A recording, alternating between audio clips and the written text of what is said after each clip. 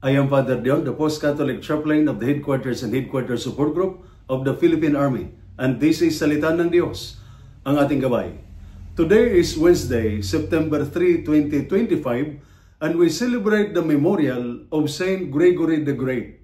In our first reading, taken from the letter of Paul to the Colossians, chapter 1, verses 1 to 8, Saint Paul gave thanks for the faith and love of the Colossians, saying, "We have heard your faith in Jesus Christ and the love you have for all God's people."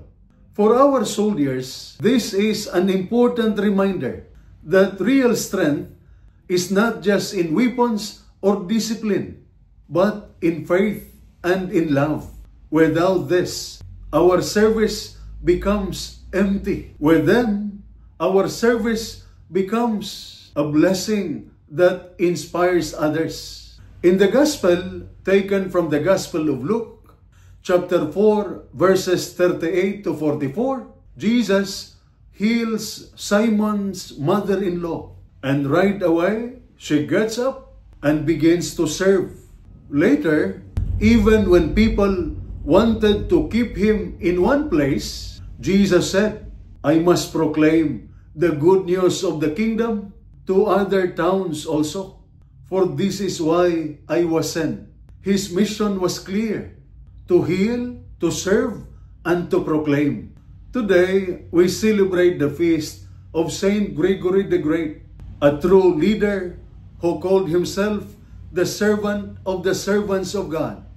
He reminds us that the higher the responsibility, the deeper the call to service. Our soldiers know this truth. The leader is not the one who seeks comfort, but the one who sacrifices first for the sake of the mission and the people.